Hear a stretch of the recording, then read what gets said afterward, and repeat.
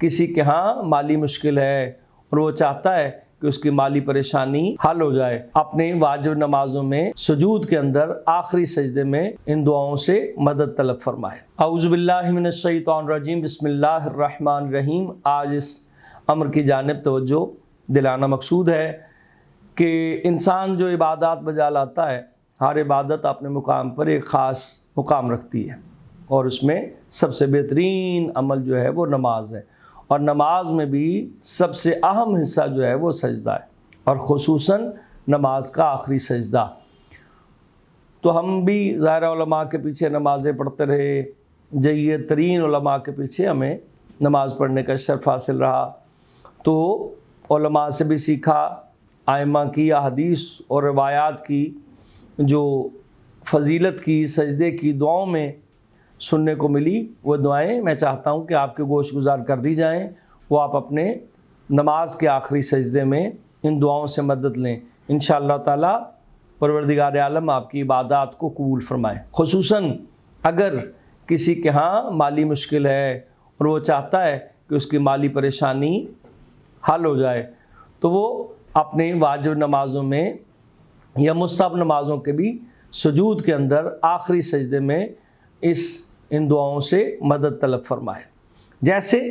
یا خیر المسئولین و یا خیر المعطین ارزقنی وارزق عیالی من فضلک فإنک ذو الفضل العظیم۔ جیسے ہی تسبیحات مکمل ہو جائے، تمہید مکمل ہو جائے، سبحان ربی الاعلیٰ و بحمدہ آپ کہہ لیں، تو اس کے بعد اس دعا کو اپنے سجدہ آخر کے اندر، جو نماز کا آخری سجدہ ہے، اس میں اگر پڑھیں گے تو انشاءاللہ تعالیٰ اس دعا کی برکت سے یہ آزمودہ ہے، پروردگار آپ کے رزق میں برکت اور وسعت عطا فرمائے گا۔ یا خیر المسئولین و یا خیر المعطین ارزقنی وارزق عیالی من فضلک فإنک ذو الفضل العظیم۔ یا اس کے علاوہ شکراً شکراً و حمداً حمداً علی نعمائک التی لا تحصی ولا تعد وعلی بلدتک التی تکشفها عنی۔ اس دعا کو آپ اپنے سجدہ کے حالت میں پروردگار عالم سے طلب فرمائیں۔ اس کے علاوہ یا لطیف ارحم عبدک الضعیف، یا لطیف ارحم عبدک الضعیف، یہ وہ دعائیں ہیں جو کہ اپنے سجدے کے آخر میں، یعنی آخری سجدے میں جو نماز کا ہے، باجماعت نماز میں بھی آپ پڑھ سکتے ہیں، اور اس کے علاوہ جو فرادہ نماز آپ ادا کر رہے ہیں اس کے اپنے واجب نمازوں کے آخری سجدے میں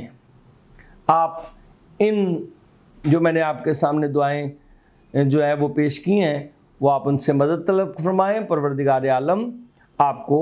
اس کا اجر عطا فرمائے۔ ایک آخری دعا ہے، اللہم لکا سجدت و بکا آمنت و لکا اسلمت